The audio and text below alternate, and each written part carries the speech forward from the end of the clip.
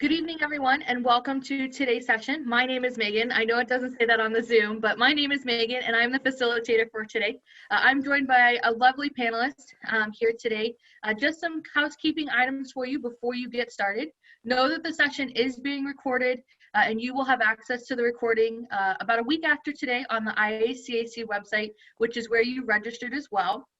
Now, while you can hear and see us, we cannot hear and see you. So therefore, the Q&A is at the bottom of your screen. So feel free, please, to ask any questions during the time. But that's all I have, and I'm going to hand it off to our panelists and have a great session. Thanks so much, Megan. Hi, everyone. Welcome. My name is Tamara. I'm one of the assistant deans for the Office of Undergraduate Admission at Hofstra. I am the recruiter for Illinois. So I'm the one reading your application when you submit, which is pretty cool. You kind of see the face to the name and know that it is not a computer behind the screen. It's a human reading your essay and your application. So I'm super excited to jump in. I have the Q&A up and open. So if you guys have any questions at any point, type them in there. We'll get it, hash out those questions live, and we can go ahead and get started. So what is Hofstra about? Where are we? What do we look like? So we are about 25 miles out of New York City, right? So we're not in New York City, but we're on the suburbs of Long Island, much like the suburbs of Chicago. You have these beautiful green spaces over here on campus, beautiful quads. Professors will sometimes take their classes outside. You can read a book, take a nap, study, eat some food, play guitar, throw frisbee, all of that, all right on campus, which is great. However, know that New York City is so close and accessible to our students. We'll get into that in just a little bit, but you also have all of these other resources and great places around JFK, so you can head home whenever you need to. Times Square, again, is so close. Jones Beach State Park with an amphitheater. Long Beach has a beautiful boardwalk. Nassau Coliseum is right next door to us, so we are in a really great location, surrounded by a lot of great things for our students.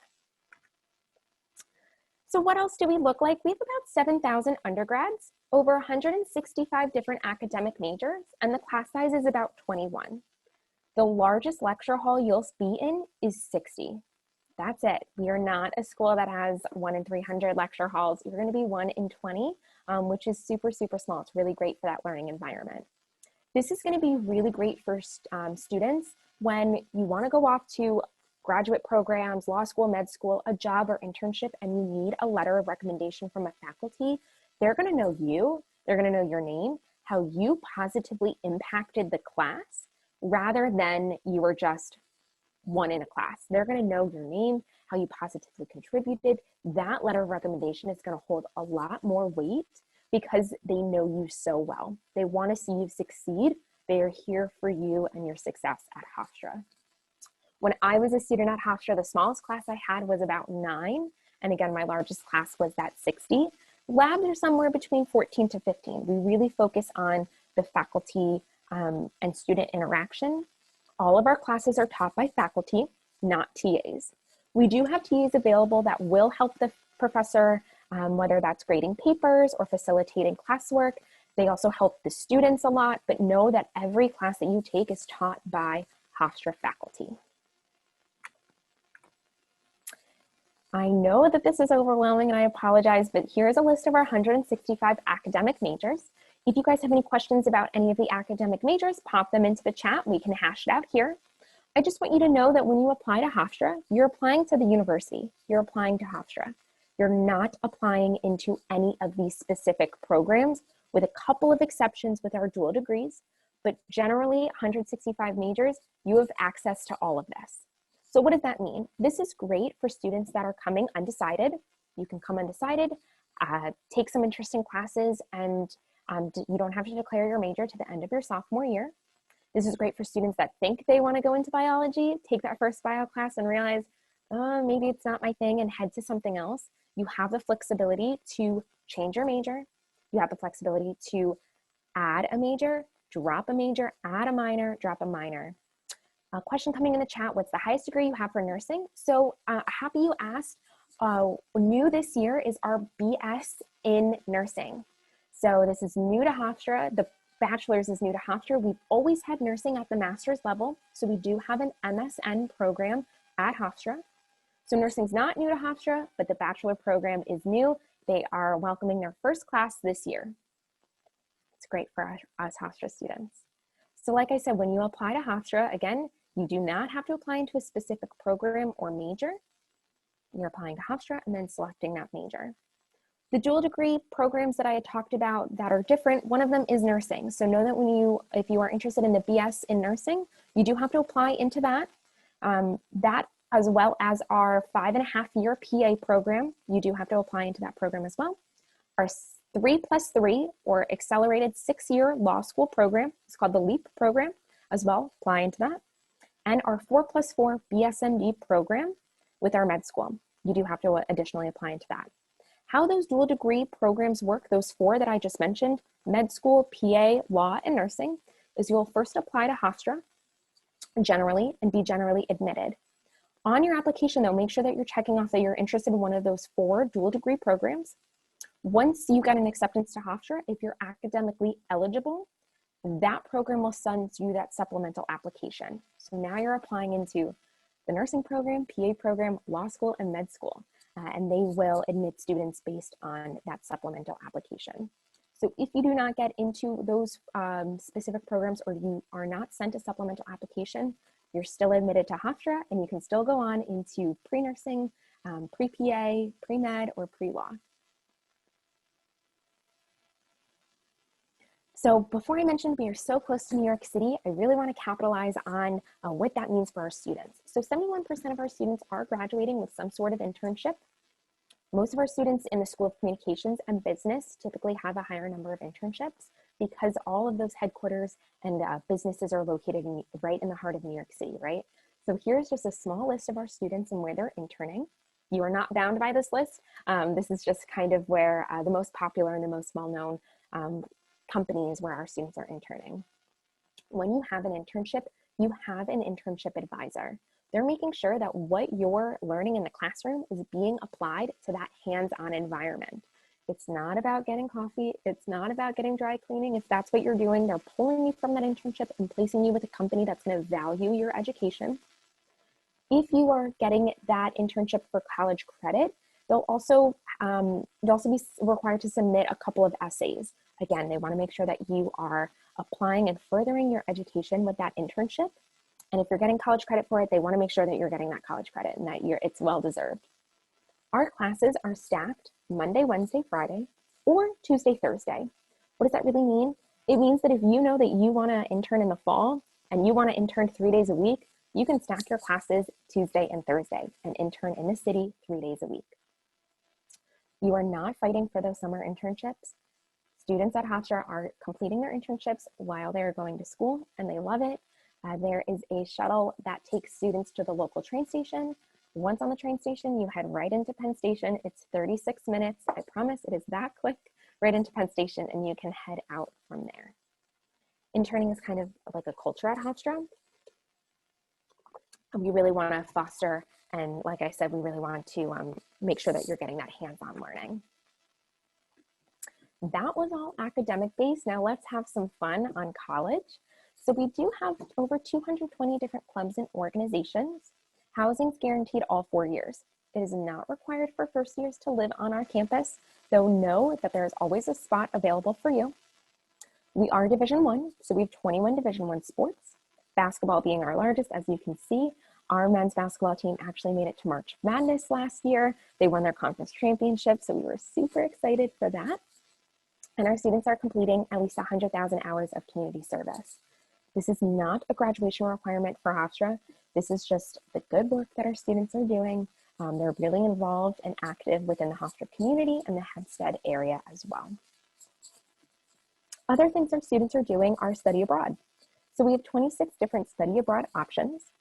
They run from full semester programs to intersession, so during the winter break, or summer session. If you don't like any of our 26 options that we have to offer, you can go with another school. We just want to make sure that you are working with our department to ensure that you're getting that Hofstra credit. Because when you study abroad with Hofstra, you're going with Hofstra faculty. So yes, they might rent out space at a university abroad, but it is being taught with Hofstra faculty. They go with you, and it's a great addition to your study abroad learning. Some departments and some majors have study abroad specific to them. So for example, our marine biology students go down to Belize in the summertime and they work on the marine life down there, and that's only available to our marine bio students. Students in the School of Communication go to Rome during the winter session to learn filmography and things like that. And there's also one with the School of Business that's over at a Chinese university. So again, these are specific to majors and departments. However, those other 26 options are available for all students.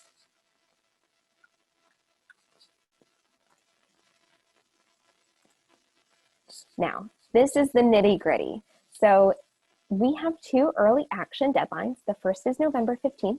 If you apply by then, you'll have an admission decision sometime around December 15th. If that's too soon, no problem. You'll go into early action 2. That deadline is December 15th, with admission decisions sometime going out around January 15th. If that's too soon, no problem. We're rolling admission after that. We just can't guarantee that 4-week turnaround time. It's somewhere between 6 and 8 weeks. There is no preferential difference or treatment for students that are applying today or students that are applying on May 1st, because we're on a holistic review basis. So what that really means is when I get your application, I'm looking at everything. I'm looking at your transcript, the kinds of classes you're taking, the rigor of your classes and GPA, test scores if you choose to submit, and we'll go over our testing policy in 1 second. I also want to know what you're involved in, what you do in your community, what you do at home, do you work? I want to know what drives you, what motivates you, what are your goals and dreams and aspirations? How can Hofstra help you achieve all of that? I'm also going to look at your letters of recommendation and your essay as well. All of that is going to make the admission decision. Scholarship, on the other hand, is strictly merit-based. So your test score and GPA will determine your scholarship. Now, scholarship is automatically reviewed at the time of admission. So no matter when you apply, again, like I said, whether it's today or on May 1st, you're getting the same consideration for scholarship because it is merit-based. We kind of believe that students should be rewarded what they had worked for. Now, I know students like to have some averages. Again, everything's on a holistic review basis, so these are not minimums by any means, but the average SAT is about a 12.20, ACT is about a 27, and GPA is a 3.7. Again, they're averages. We take above and below that as well. Now, test optional, this big orange box here, I kind of want to dive into this. Hofstra has been test optional for a number of years. This is not pandemic related, not COVID related. We've recognized that students should not be defined by their test score, and we should celebrate their other achievements. So if for whatever reason you cannot take a test because of the pandemic, or you're unhappy with your test scores are not required for admission to the university. Again, we're on a holistic review basis. So there is no preferential treatment or difference for students that are test sending over test optional. Now you're probably wondering, if I'm test optional, how am I reviewed for merit scholarship if it's test score and GPA? Test optional students are still eligible for scholarship. We're only looking at the transcript because we don't have those test scores. So we're going to look at the kinds of classes you're taking, the rigor of the classes, as well as your GPA to determine your scholarship. Again, automatically reviewed. So when you submit your application to Hofstra, you're submitting your application for admission and scholarship all at the same time. Again, does not matter if you apply early action 1 or on May 1st or May 15th. Everything's holistic and you are reviewed as an individual. Scholarship money does not run out, so it's not first come, first serve. It is apply when your application is strongest. We'll review you holistically and you'll get that scholarship based on your merit. If you apply to Hofstra without your test scores, and later on you decide that you, that you can get into a testing center and you want to submit your test scores, you can later submit them for review. This is new because of the pandemic. You can send them to our office, mail them to our office, and we'll have that re-reviewed as well. We also super score. So send us all your test scores. We'll do the hard work for you. We'll super score it right for you. Does anyone have any questions on application deadlines, documents, testing policy, or the application process? I know that that's probably what's at the forefront of everyone's mind, and I want to make sure that we get those questions out.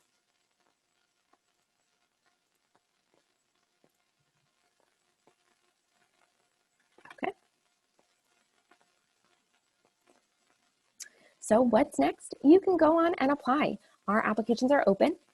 We are on the Common App, so throw us on there, or we have Hofstra's own application. The information is quite literally the same when it comes across my desk, so it does not matter to me which one you apply with.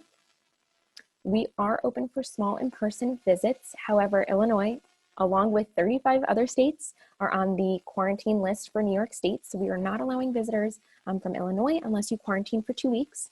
However, I think our virtual tour is more beneficial. Because of COVID and social distancing guidelines, we're not able to enter any academic spaces, buildings, classrooms, labs, facilities, or dorm rooms, but on that virtual tour, you can.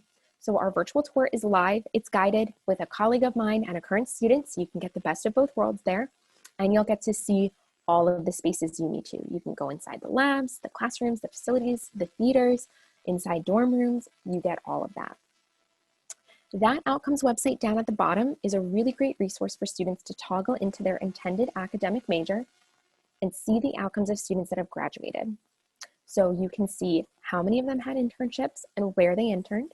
You'll see, were they hired at the time of graduation, 6 months, or a year after they graduated? You'll also see who hired them and at what salary. It's going to give you all of those great stats and statistics of being a Hofstra student. And this is me. So like I said, I read students from the whole state of Illinois. I am your admission counselor. If you have any questions about your application, your essay, the testing policy, I know it can be different for every school. Feel free to email me, let me know, and I'll be happy to answer your questions.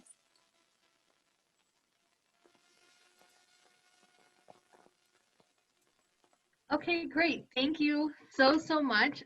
Feel free to say any lasting remarks about student life or clubs, organizations, or if our attendees would like to ask any other questions, we can stay on for a few more moments because we have plenty of time. So, but feel free to speak on anything else or if our attendees have any other questions.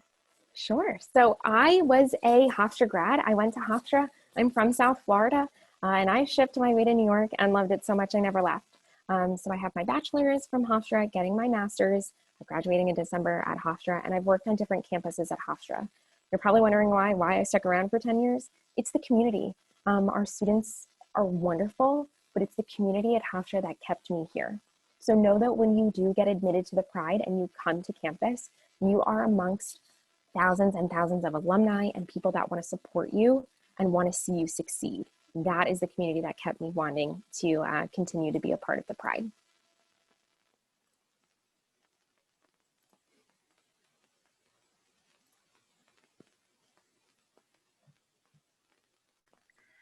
So I don't see any other questions. So thank you all so much for joining us today. Again, know that the session was recorded, so you can find the panelists' information. Feel free to email them, right? Contact them, or you can find the session recording on the IACAC website in about a week after today, where you've registered as well. So have a great evening, everyone. Thank you, Megan.